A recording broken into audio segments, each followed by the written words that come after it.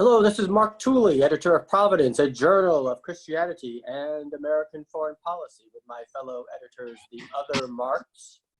Mark LiVecche just returned from Oxford, England, and Mark Melton, all of us broadcasting today from beautiful Northern Virginia. And our conversation will begin with a look at an article by our contributing editor, Paul Marshall, about the Hagia Sophia in Istanbul, which has been a museum since the 1930s, thanks to Ataturk and his secularization of Turkish society. But Erdogan, Turkey's current Islamist leader, is transforming the ancient church back into a mosque, reverting back to the actions of the Sultan when the Ottomans first conquered Constantinople nearly 400 years ago. So there has been indignation from global Christian leaders, obviously the Eastern Orthodox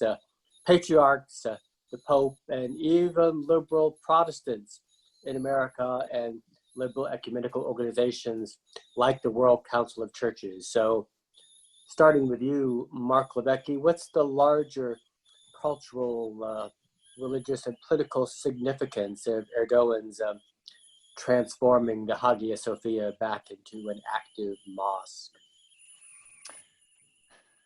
Hi, it's good to be back in America. Thanks for keeping it in such a good fit since I've been gone.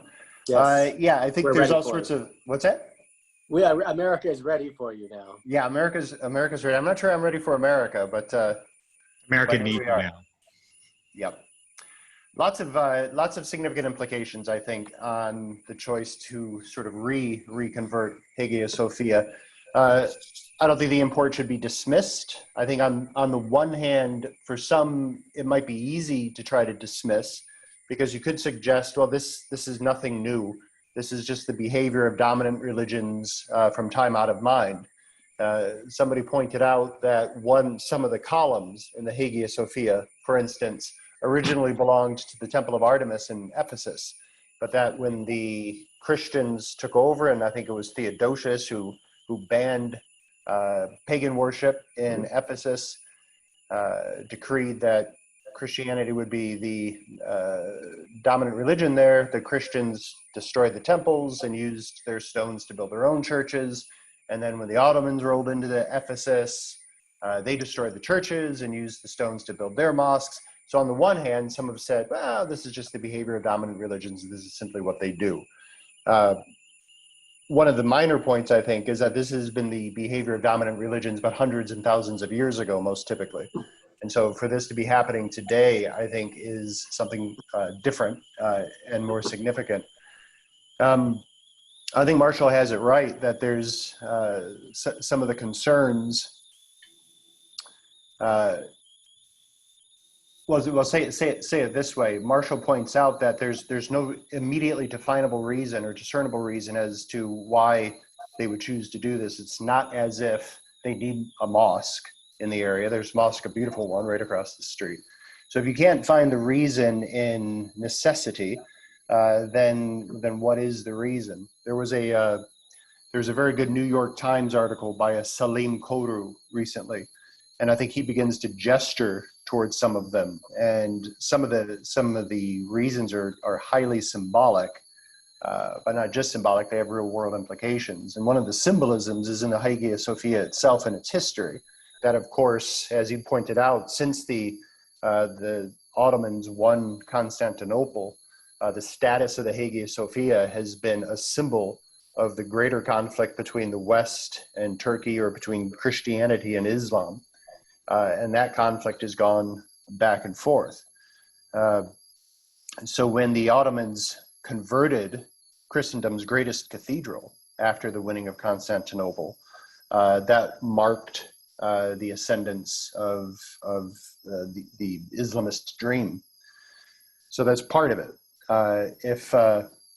And then when after Ataturk turned it into a museum, that was a finger in the eye of this Islamicist dream. And so what Koru points out is that he makes an argument that for Erdogan and Islamicists, this push towards secularization was a great humiliation. And more than that, gesturing to the piece I will talk about on sovereignty, Erdogan considers the turning of the Hagia Sophia into a museum as a mark of the loss of Turkish sovereignty to Western modernism. It symbolizes that abandonment of Turkish sovereignty. So to reconvert Hagia Sophia into a mosque is to reclaim the perceived loss of sovereignty. So on the one hand, from a religious perspective, this might put sort of the FU in Islamist fundamentalism, but there's a second way of seeing this, which is to not lose sight of the import of the day when the first prayers are going to be taking place. Koru points out in his New York Times piece that the first prayers will begin on July 24th. And July 24th marks the anniversary of the Treaty of Lausanne, which itself marked the end of enmity between the Allied powers and the Ottoman Empire. And that did two things. That one, defined modern Turkey and ostensibly ended the Ottoman Empire. But it also, and importantly, marked the West's recognition of Turkish sovereignty. And to redo prayers on July 24th symbolically can be perceived as a reassertion of Turkish sovereignty over and against Western modernism. So I think for me, that is a major claim, and a slightly bizarre one for a NATO ally. So I think the symbolism is rich.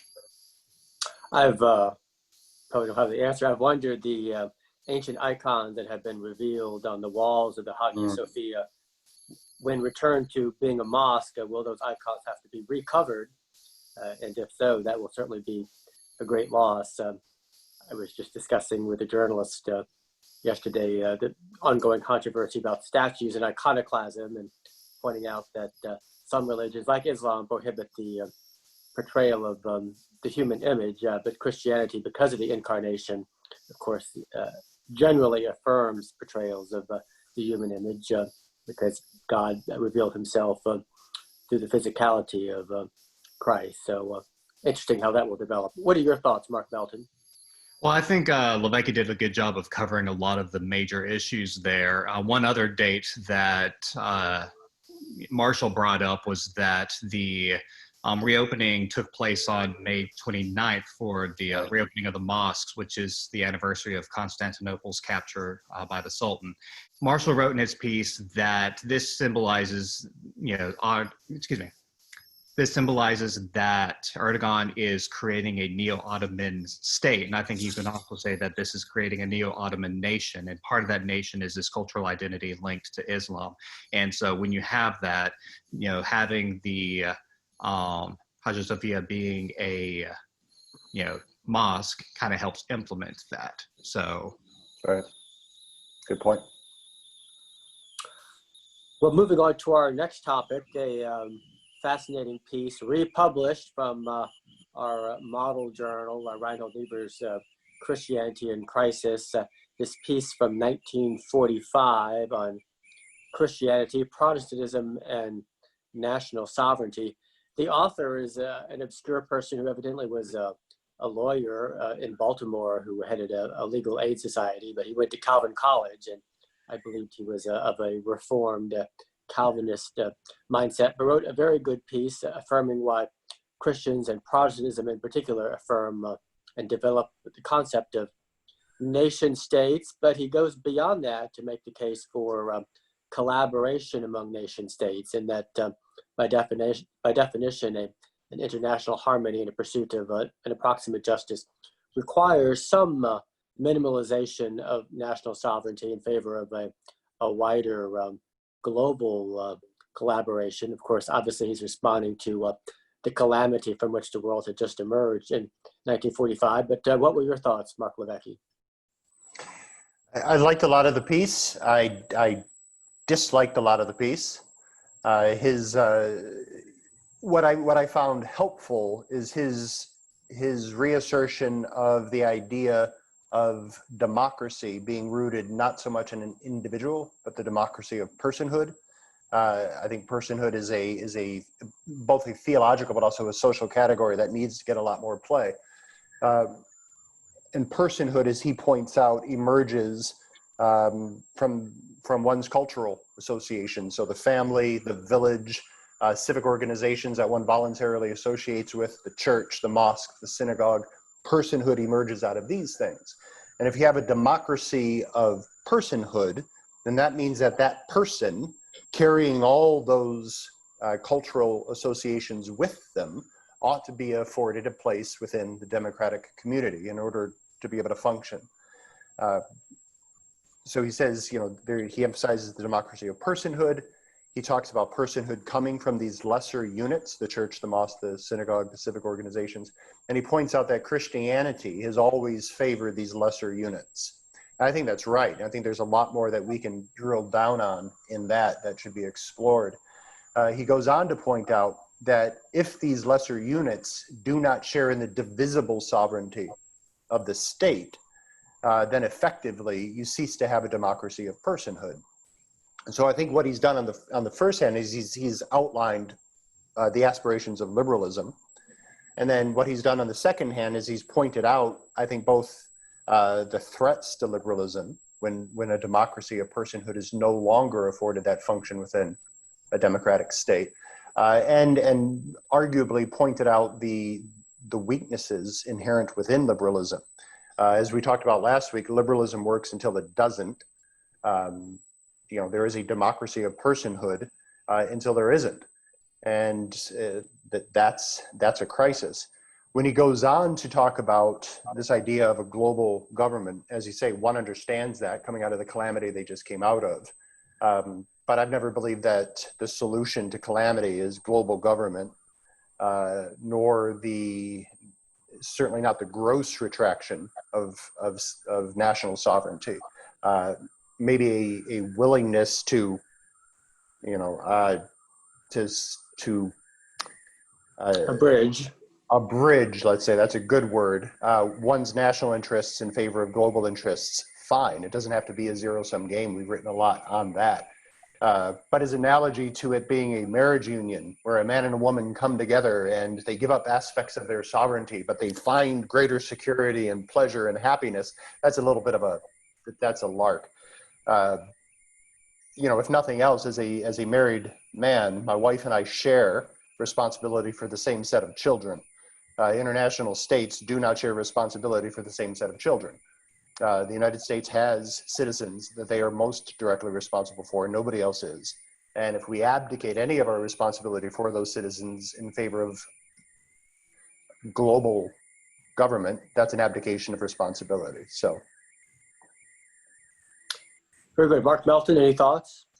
Well, I think it's an interesting piece because obviously they're dealing with the calamity of the 1940s, and also recognizing the failures post World War I, and how do you address these issues. And this is one article among many that mentions the idea of like world government, but I also read in that this internal debate of what does that actually look like. And I see kind of from here going out, like dealing with the pragmatics of how do you actually implement that toward where Europe has this idea of pooled sovereignty. And it's not world government, but it's something slightly different. And you see this also with the development of the UN, and like what does that actually look like. And I see this not just in this article but other articles that Christianity in Crisis published in 1945 that kind of wrestles with this idea of trying to, on the one hand, address Americans that they might have to cooperate. That was one of the words I think Reinhold Niebuhr used in 1945 in several of these articles, is you have to cooperate with other nations, and that cooperation may mean that we lose something that looks like sovereignty, but we actually end up gaining more power. We might end up gaining being able to implement a better world order. And I think, and so it's interesting, taking this article out of its context almost and kind of looking at it, but there's other things going on, and there's other things being debated in Christianity in Crisis at this moment. And so, but yeah, I think, like one of the quotes here I kind of highlighted is from the piece is that there can be no absolute sovereign to a Christian save only God,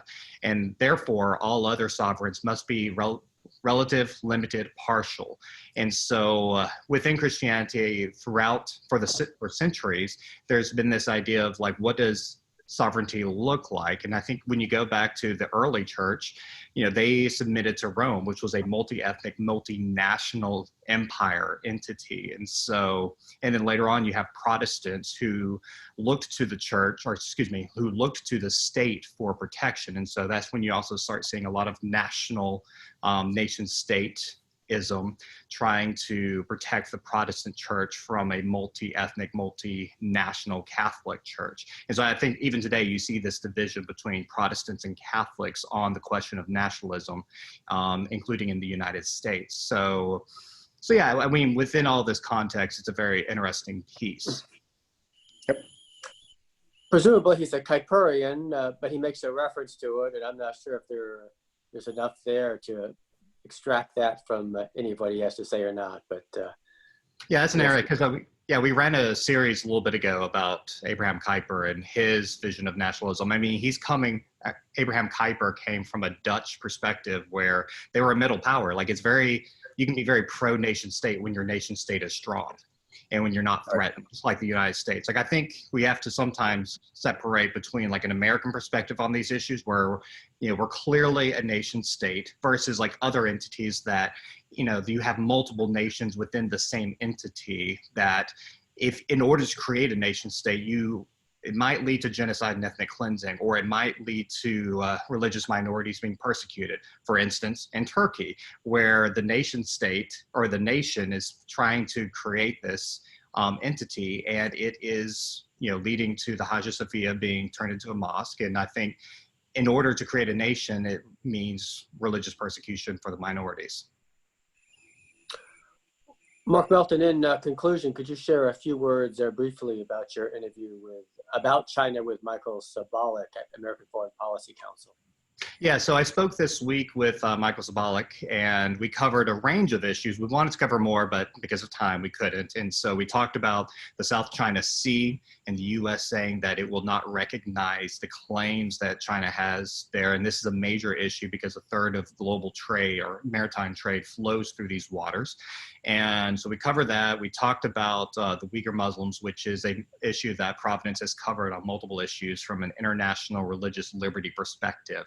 And I think just this week there were videos of Uyghurs being corralled into trains. And so obviously this has it reminds a lot of people of the Holocaust and what's going on there in the re-education camps. A lot of people are concerned about that. So we talk about that issue. We talk about the Belt and Road Initiative and how that has implications for U.S. foreign policy. We also covered Hong Kong, not in a lot of detail because in a previous podcast with Olivia Enos, I already talked to her a good bit about it. But we talked about the idea that the U.S. and the United Kingdom may accept refugees from Hong Kong, but China may block those refugees from being able to leave.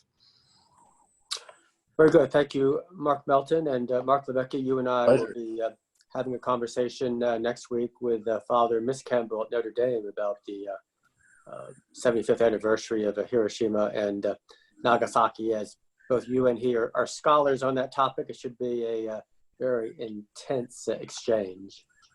Oh, it should be fun. It'll be intense, but it won't be divisive between the participants, I think. But I think we'll get some interesting letters. I'm not sure if fun is the right adjective to use for that particular topic, but it will be. The intractable problems are always fun. Yeah. Very good. Thank you, Marks, for this latest chapter of Marksism. Until next week. Bye-bye. Very good. Take care. Thank you.